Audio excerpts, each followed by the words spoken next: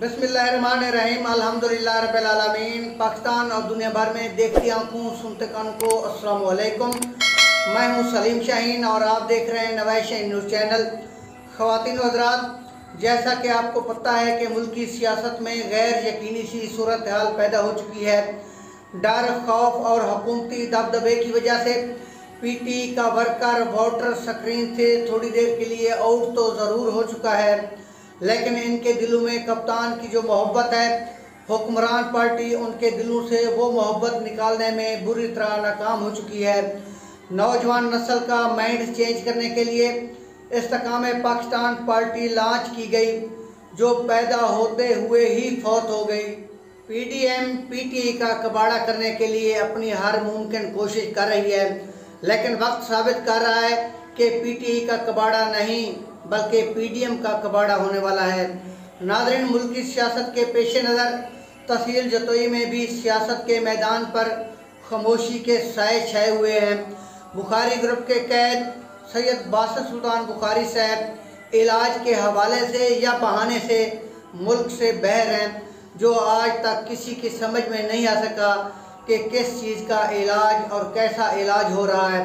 हालांकि इलेक्शन की आमद है, शाह साहब को अपने हलके में होना चाहिए था और कश्मीर फंड से हलके की तमीर और तरक्की के लिए कुछ कर लेना चाहिए था, या फिर इसी दौरान नाराज़ दोस्तों को मना लेते, यानी अपनी कमी बेशी पूरी कर लेते। अब पता नहीं कि ये इलाज कितना अरसा जारी रहेगा। नाज़रीन, हमारे खुफिया ज़राए मिस्टर एक्स की रिपोर्ट के मुताबिक सैयद बासित सुल्तान बुखारी साहब नून लीग की टिकट पर इलेक्शन नहीं लड़ेंगे, बल्कि आज़ाद हैसियत से इलेक्शन लड़ने को तरजीह देंगे। लेकिन नाज़रीन, आपको ये भी बताता चलूँ कि सिंध हाउस में कैद 20 अरकान असम्बली को पाकिस्तानी नौजवान नस्ल अभी तक नहीं भूली। वो 20 अरकान असम्बली जो इमरान हुकूमत के खात्मे का सबब बने थे, या फिर जिनको लोटों के खिताब से नवाजा गया था। अब पाकिस्तानी यूथ इन 20 अरकान असम्बली से हिसाब चुकाना चाहती है, यानी इलेक्शन के दिनों में नौजवान नस्ल इन 20 अरकान असम्बली की नाकामी का सबब बनेगी। जी हाँ नाज़रीन, सैयद बासित सुल्तान बुखारी साहब का शुमार भी इन्हीं 20 अरकान असम्बली में होता है। दूसरी तरफ जतोई ख़ानदान की सियासत को होम्योपैथिक सियासत का नाम दिया जाता है।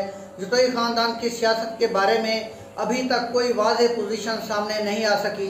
सरदार मोअज़्ज़म अली खान जतोई और सरदार दाऊद खान जतोई अभी तक पीटीआई के प्लेटफार्म पर लंगोट कसकर खड़े दिखाई दे रहे हैं, और जब तक पीटीआई का कोई रिजल्ट सामने नहीं आता, वो शायद पीटीआई के साथ खड़े दिखाई देते रहें। दूसरी तरफ आसिफ अली जरदारी साहब और सरदार अब्दुल कयूम खान जतोई साहब का बाकायदा रब्ता है, इसलिए हल्के की आवाम को ये बात समझ नहीं आ रही कि जतोई ख़ानदान पीटीआई या फिर पीपी यानी किसके साथ खड़ा है, यानी इलेक्शन के दिनों में किस पार्टी के नारे बजणगे। और अगर जतोई ख़ानदान दोबारा पीपी में आ जाता है तो फिर सैयद हारून सुल्तान बुखारी का सियासी मुस्तकबिल क्या होगा? क्या वो पीपी 272 से जतोई ग्रुप के साथ इल्हाक से पीपल पार्टी के उम्मीदवार होंगे, या फिर पार्टी छोड़ देंगे? और अगर जतोई ग्रुप का सैयद हारून सुल्तान बुखारी से कंप्रोमाइज़ ना हो सका तो फिर जतोई ग्रुप को चाहिए कि अपनी ज़िद और अना को एक तरफ रखते हुए चुन्नू खान से कंप्रोमाइज़ कर लें। पीपी 272 या पीपी 275 में से कोई सीट चुन्नू खान को देकर तहसील जतोई की एक एमएनए और एक एमपीए की सीट पक्की कर लें। नाज़रीन, इसके साथ ही इजाज़त चाहूँगा। मिलते हैं अगली वीडियो में, तब तक अल्लाह हाफ़िज़। पाकिस्तान जिंदाबाद।